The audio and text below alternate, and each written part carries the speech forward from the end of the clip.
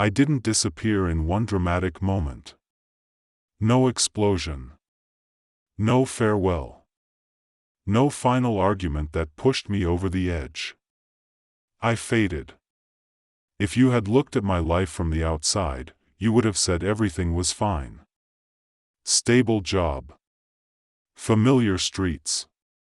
People who knew my name and expected me to show up tomorrow. That was the problem. I was expected. I existed only because I was predictable. The first time the thought crossed my mind, it scared me. What if I just stopped? Not dying. Not running in panic. Just quietly stepping out of the version of me everyone recognized. I remember the exact moment. I was standing in my kitchen at night, the light above the stove buzzing softly, holding a glass of water I didn't even want. My reflection in the dark window looked older than it should have. Tired in a way sleep doesn't fix. I thought, is this it? Is this what the rest of my life feels like? That question stayed with me. It followed me to work. It sat beside me during conversations where I nodded and smiled at the right moments. It lay next to me in bed, heavy and awake long after midnight. I started noticing how much of my life was on autopilot. Same routes. Same phrases. Same small lies. I'm fine. I'll do it later. This is just how things are. The truth was quieter and harder to say. I felt like a guest in my own existence. People think regret arrives loud, crashing through your chest. For me, it seeped in slowly. It was the realization that I had made 1,000 small choices to avoid discomfort, and together they had built a cage. I chose the safer option. Again and again. The job that paid but didn't matter. The relationships that didn't hurt but didn't touch me either. The dreams I postponed until they stopped asking for attention. I told myself I was being responsible. Mature. Realistic. But late at night, when no one was watching, I felt something closer to grief. There was a version of me I never met. Someone braver. Someone who said no more often. Someone who left when things felt wrong instead of learning how to endure them. That version haunted me.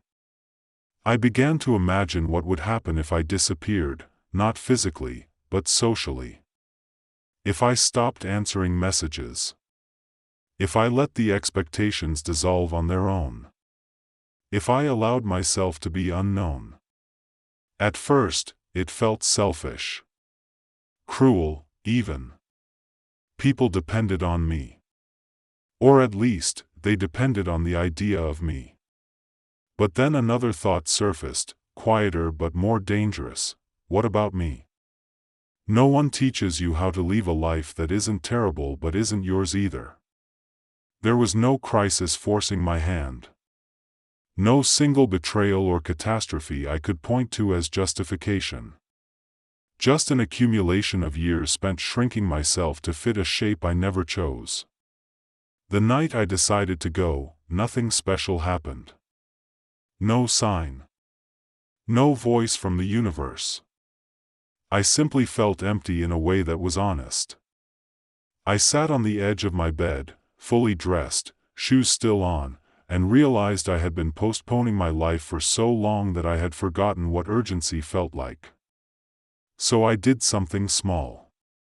I opened my laptop and booked a one-way ticket. Not far. Not exotic. Just far enough that no one would accidentally run into me. My hands were shaking as I clicked confirm. I expected panic. Instead, I felt a strange calm, like my body recognized a truth before my mind caught up. That was the moment I crossed a line I couldn't uncross. The days leading up to my departure felt unreal. I moved through them carefully, like someone handling fragile glass. I smiled. I showed up. I said yes to plans I knew I wouldn't keep. I didn't explain anything. Not because I wanted to hurt anyone, but because explanations invite negotiations. And I had already negotiated my life away once. On my last evening, I stood in the same kitchen where the thought had first appeared. The buzzing light. The dark window. The same reflection. But something was different. I looked scared. And alive. I left before sunrise. No goodbye notes. No dramatic gestures. Just a quiet exit, the way I had always done things. As the train pulled away, I felt the weight of everything I was abandoning press against my chest. Fear. Guilt. Relief. All tangled together. I told myself I wasn't running. I was choosing. I didn't know yet how much that choice would cost me. The first weeks after I left felt unreal, like I was borrowing someone else's life while they weren't looking. I rented a small room with white walls and a window that faced nothing interesting. No view worth remembering. It felt intentional, like a blank page I was afraid to write on. I told myself I needed time. Time to breathe. Time to understand who I was without the familiar noise. But silence is not peaceful when you're not used to hearing yourself. At night, I lay awake listening to the sounds of a city that didn't know my name. Cars passing. Voices in a language that didn't ask me questions. I thought anonymity would feel like freedom. Instead, it felt like standing naked in an empty room. No one expected anything from me anymore. And without expectations, I didn't know how to move. I checked my phone obsessively at first. Old habits. Old reflexes. Messages piled up. Missed calls. Confusion turning into concern, then irritation. I didn't open them. Not because I didn't care, but because caring would pull me back into explanations. And I had none that made sense. I tried to build a routine. Walks in the morning. Cheap coffee at the same place every day. I watched people who seemed rooted, as if they belonged to the pavement beneath their feet. I wondered if they were happy, or just practiced at staying. Sometimes I felt strong. Proud, even. I had done what so many people only fantasize about. I had chosen myself. Other times, the guilt came in waves. I imagined birthdays happening without me. Conversations where my name appeared awkwardly, followed by silence. I wondered if I had become a story people told themselves to feel safer about their own choices. She just disappeared. I could never do that. I guess she wasn't as stable as we thought. Maybe they were right. The hardest part wasn't missing people. It was missing the version of me that existed around them. Without mirrors, it's hard to know what shape you have. I tried new things. Different work. Different clothes. I even changed the way I introduced myself, shortening my name, softening my voice, as if small adjustments could rewrite years of history. But no matter how far I traveled, I carried the same questions with me. Had I escaped my life, or just postponed it again? There were moments when the loneliness became physical. A tightness in my chest. A heaviness behind my eyes. I would sit in public places just to feel surrounded, even if no one noticed me. I told myself this was part of the process. Growth hurts. Transformation is uncomfortable. That's what people say when they want pain to feel meaningful. But deep down, I was afraid of something else. What if this was all I was capable of? running, resetting, starting over without ever finishing anything. One evening, months after I left, I saw someone who looked like a person from my past. The resemblance was small, insignificant. But my body reacted before my mind could stop it. My heart raced. My palms went cold. In that moment, I realized I was still hiding. Not from them. From myself. I had believed that leaving would turn me into someone braver. Someone clearer. Instead, it had stripped away my distractions and left me face to face with my own unfinished self. I had made a choice, yes. But I had avoided another one, taking responsibility for who I became next. Freedom without direction is just another form of paralysis. That night, I finally opened the messages. I didn't read all of them. Just enough to remind myself that I had mattered. That my absence had weight. That disappearing had consequences beyond my own relief. I cried harder than I had in years. Not because I wanted to go back, but because I understood something I had refused to see before. Leaving doesn't erase regret. It exposes it. I wasn't starting over from zero. I was starting over with everything unresolved. For the first time since I left, I stopped romanticizing my escape. I stopped telling myself a story where I was the quiet hero who chose truth over comfort. The truth was Messier. I had chosen silence because it was easier than honesty. Distance because it was easier than boundaries. Disappearance because it was easier than change. And yet, knowing this didn't mean I wanted my old life back. I stood between two truths that didn't cancel each other out. I couldn't return to who I was. And I couldn't keep running from who I might become. That realization hurt more than leaving ever did. Because now, the next step wasn't about escape. It was about facing the life I had paused. I thought the hardest part would be leaving. I was wrong. The hardest part came after, when there was no one left to blame. No routine to hide inside. No familiar version of myself to perform.